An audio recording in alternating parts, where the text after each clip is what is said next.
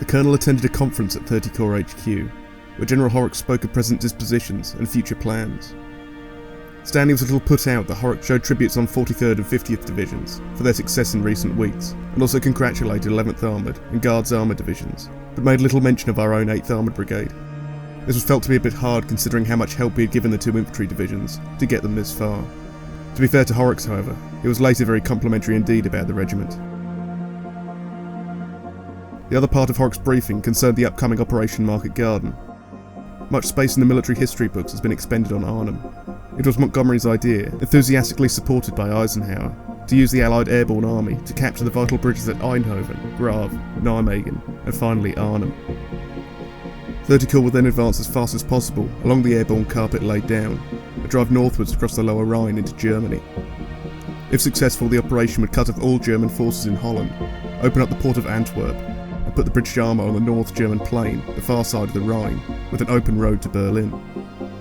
But it was a massive gamble, one which involved Eisenhower holding back Patton in Lorraine to ensure that Market Garden had sufficient fuel.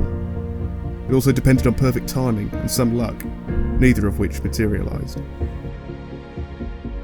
The Sherwood Rangers were detached from the rest of 8th Armoured Brigade for this entire operation and given initially an independent picketing role. We were some way behind the spearhead of the advance, but reached Grave on the evening of September 20th. There was not much opposition, although the enemy sporadically cut the road behind us. Eventually we moved further on to Brackenstein, just south of Nijmegen, where we came under the command of General Gavin and the US 82nd Airborne Division. Here we were to remain for some time to come, working with the Americans to widen the Nijmegen bridgehead to the east of the town. The 82nd Airborne held a large area, dominated by the high ground around Deckenswald and Grosbeek. The line passed through Nijmegen, Beek and Enbrock, and actually ran over the German border about a mile or so from the Reichswald, a large forested area which was to be the scene of some heavy fighting over the next few weeks. The Americans did not entirely appreciate the difficulties of operating tanks in the Reichswald. Their general suggested to us that we might like to clear a section of it without infantry support, a task that eventually involved many divisions. However, Ian Mackay did take his recce troop over the German frontier near Beek, and became the first British troops to cross into Germany. All this was enthusiastically written up by the British press. The German frontier at the town of Beek. Pathé Gazette cameraman Kenneth Gordon was the first newsreel representative to enter Germany. During a short spell of leave in London, he gave us this account of his experiences. Bill Warhurst of the Times and I made a dash over the border as men of the Sherwood Ranger Yeomanry, original D-Day boys, set foot on German territory. The first British troops to enter the Reich. I got a big kick out of the white flags that had been hung out. It was great to see German sentry boxes now manned by our boys. I don't mind admitting it, I didn't stay there long. The town of Beek was half in Holland and half in Germany. Now, it's wholly in our hands.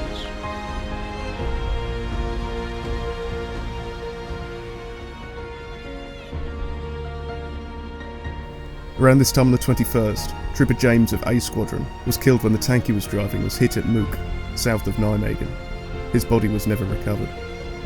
The tank's wireless operator, Trooper Connell, also died of his wounds 3 years later. There was another loss 2 days later when Trooper Lowe was killed by shellfire when overseeing repairs on his tank.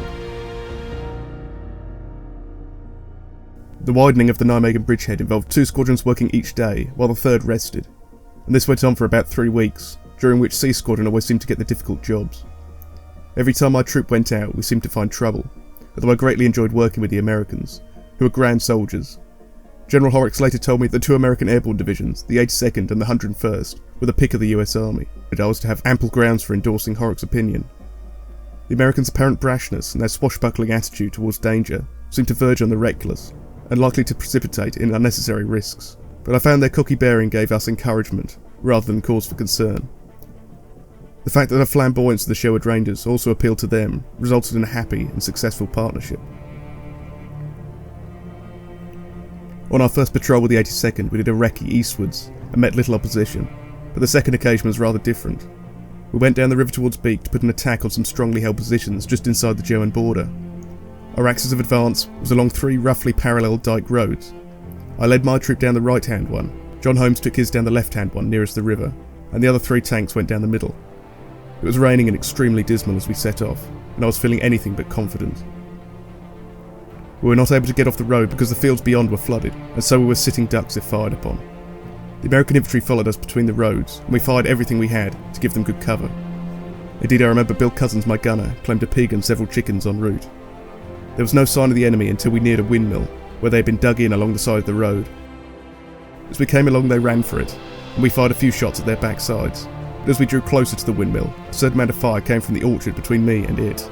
A German with a Panzerfaust was spotted just in time by Bill Cousins, who shot first, and I moved my tank down a convenient path towards the orchard to deal with a threat from that direction. Jim Darrington, following close behind me in his tank, carried on towards the windmill and was almost immediately hit by a Panzerfaust. He managed to bail out with his crew before his tank was then hit by 3 shells from an 88mm and started brewing up.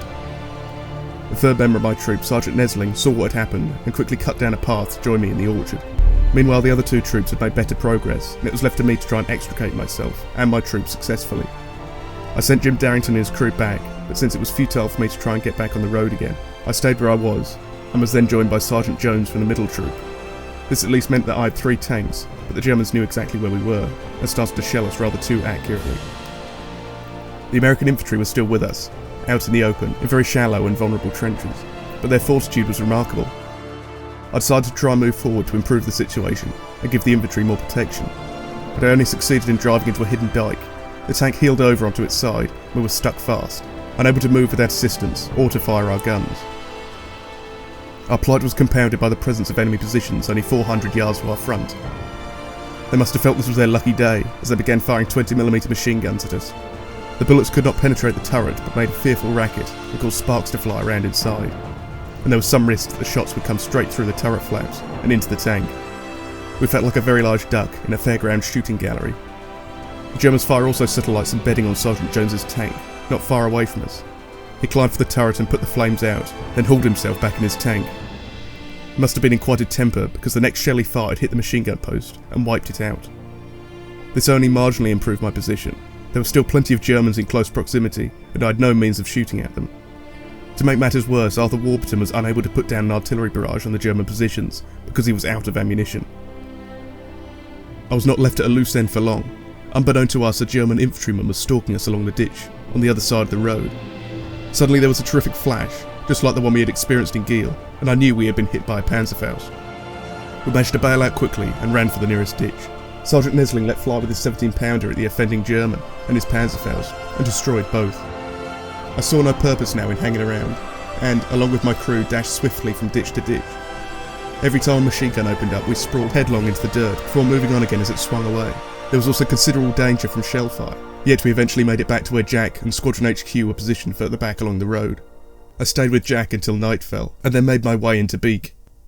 We had to leave all our kit in the tank when we bailed out, so I scrounged around and managed to acquire some magnificent blankets from a house in Beak, where I kipped down for the night.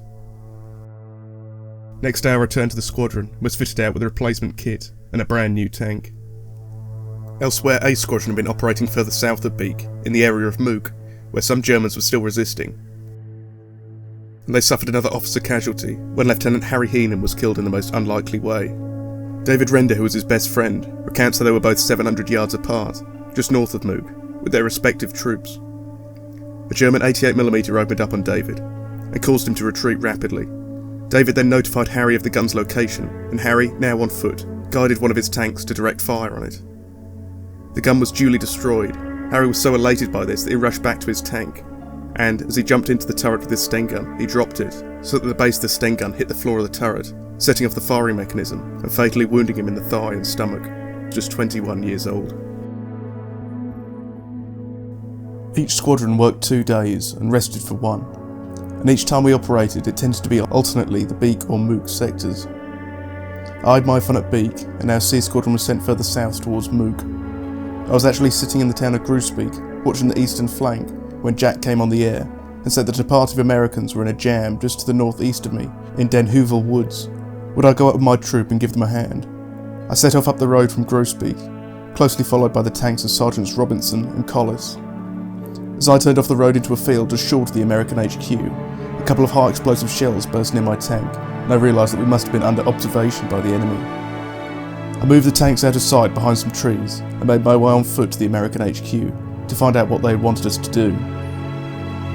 A patrol of about 30 men had been trapped in Houl Wood, with a number of wounded, and they needed my tanks, along with a platoon of their own infantry, to get them out. It seemed a hopeless task since I would not be able to fire my own guns, for fear of hitting the American patrol, and I would be under enemy observation and fire the whole time. However, it was no time to argue, so I said that I would be back in 10 minutes with my tanks. As I walked back, a series of emotions overtook me, and I was not far from tears. It appeared to be as close to a suicide mission as I could think of, but I had my orders, and there was no question of being able to escape my obligation. I reported over the air to Jack what we were going to do, perhaps hoping that he would realise the absurdity of the demand and somehow extricate me. But he could only offer encouragement and good luck, and I was certainly going to need it. I called up the other 2 tanks of my troop. We then roared down the avenue of trees to the American HQ, where we picked up the platoon who would accompany us. We moved off as fast as we could, turned left at a T-junction about 100 yards on, and then very soon right into another avenue of trees which led to the wood. Behind the wood was the German HQ, and the volume of fire showed that we were under constant observation. At the end of the avenue I placed myself in one corner of the wood, with Sergeant Collis at the other corner, while Sergeant Robinson went into the wood with the American platoon to pick up their men. All 3 tanks blazed away with their 75mm machine guns in the direction of the enemy, and this probably had the desired effect, because although the German shelling and machine gun fire was both heavy and accurate, they did not send over any solid shot which might have penetrated our tank armour. Most of the American wounded were carefully placed on the back of Sergeant Robinson's tank, although I also had some on mine, and we set off back as fast as we could. When we reached the safety of the American HQ, we unloaded the wounded, and I found that the only healthy man riding in my tank had been wounded too. We were thanked profusely for our help, bade farewell and returned to Groesbeek. I remember thinking that I had had quite enough excitement for one day. We were relaxing near Groesbeek, thanking our lucky stars to be alive and smoking a much needed cigarette, when Jack came on the air and said very politely that the Americans again required our services and would I mind cutting up to their HQ for a second time, and I gave him my views in no uncertain manner, before resignedly turning the tank round and making my way forward, along with my troop, to find out what the Americans wanted this time. The news was that they were sending a stronger force to capture Den Houl Wood and the German HQ, and they would appreciate the support of our tanks. I briefed my crew and the other 2 tanks of my troop, indicating that we would go flat out into the wood, firing all the time with whatever we had. The American infantry would try and protect us from anti-tank weapons. This time the shelling was even more intense, but I roared into the wood and fired on the German HQ, which was a big white house, until my gun jammed. Meanwhile the Americans were fighting hard in the wood, cleaning up the German positions, and they were helped by Sergeant Robinson, who I called up to join me when my gun jammed. A similar request to Sergeant Collis received no answer, but I continued calling him, as, my job done, I made my way back through the wood. The reason for this silence became evident, as I emerged into the avenue where I saw the tank of Collis with smoke pouring from its turret, and no sign of the crew. Enemy fire made it impossible to approach, and I just hoped they got out safely. Robinson and I decided not to risk the roads, but to make our way back cross-country, so we bade farewell to the Americans and set off to run the gauntlet of enemy fire. Suddenly we saw Sergeant Collis and his crew, whom we feared was still in their burning tank. They were severely shaken, but otherwise unscathed. Apparently the tank had been hit by a shell, which had not penetrated the Sherman, but had nevertheless disabled it. They had therefore bailed out. A few seconds later an armour-piercing round had gone straight through the turret and brewed up the tank. We gave them a lift back to Groesbeek, where we reported the day's proceedings to Jack, and then signed off for the day. Later the Colonel received some appreciative letters from the Americans and others. The 82nd Divisional Commander, General James Gavin, wrote that we will always remember the Sherwood Rangers Yeomanry for its splendid fighting qualities. I can only say that the feeling of respect was mutual. They were the finest troops with whom we had had the pleasure of cooperating, and I was pleased that my little part in these operations had contributed to the high standing we had with the Americans. My days as a troop leader were numbered. On September 28th, we were up near Beak again, when the enemy counterattacked strongly in the area. They did so before first light, not realising that C Squadron's tanks had remained in position all night. When the dawn came, the German armour and infantry were unable to move back or forward across the open flat ground. C Squadron had a field day, especially John Holmes, who was sitting in the road nearest the river. He knocked out 3 tanks himself, and Sergeant Nesling another on the road, near the windmill. One of John's victims was a panther, which tried to back off into an empty house, but John's gunner kept pumping shells into it, and the house itself collapsed in flames around the tank. On the 30th, Trooper Abbott lost his life from a smoke shell case ricochet. Then on October 2nd we attacked in support of the Americans near Mook again, towards Middelar. It was an attack across open country which cost us 2 tanks, but we did push the line forward further near the Reichswald.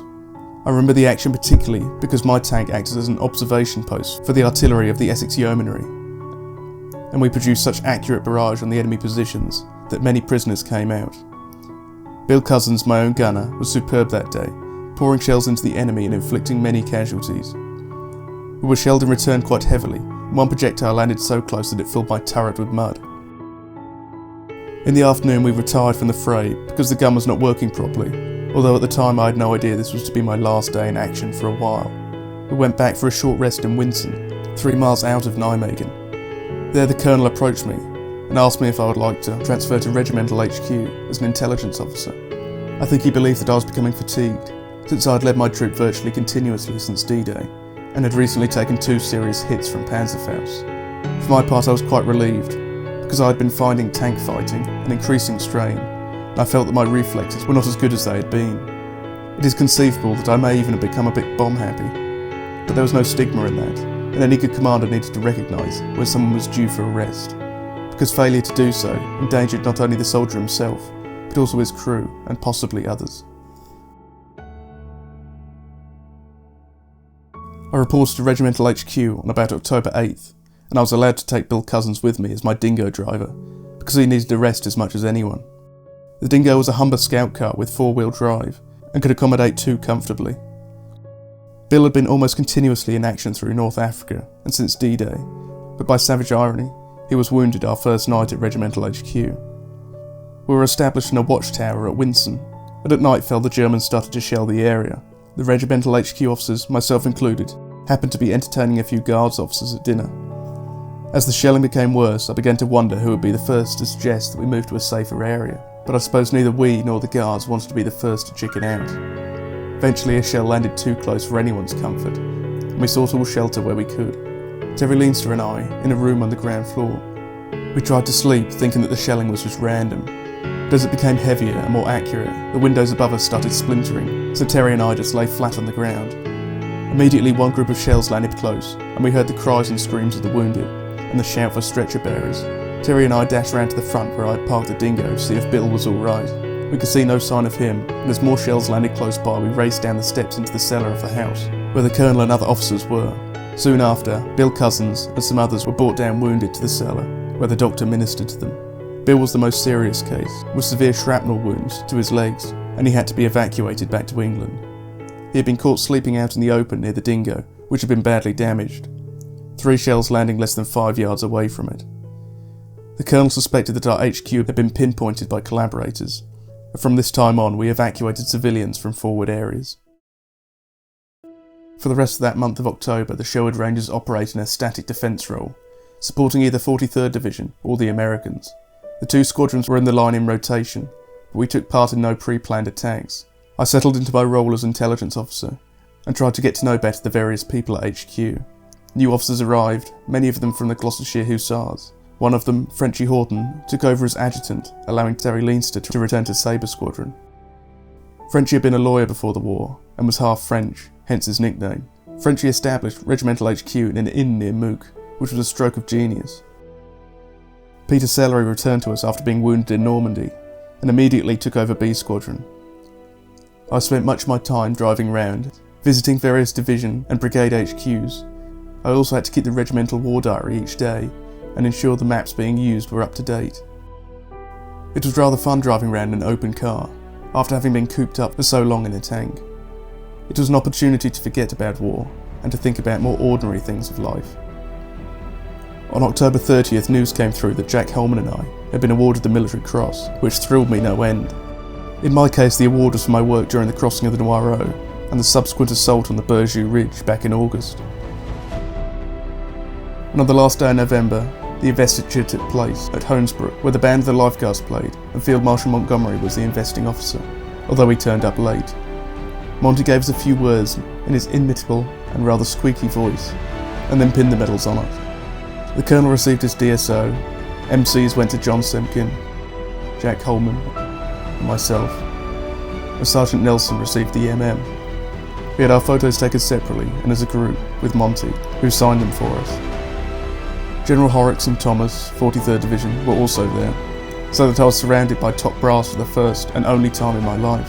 I felt proud and elated, as surely any 20-year-old would in such circumstances. The Allied forces were by now gathering themselves up for the assault on the Siegfried Line.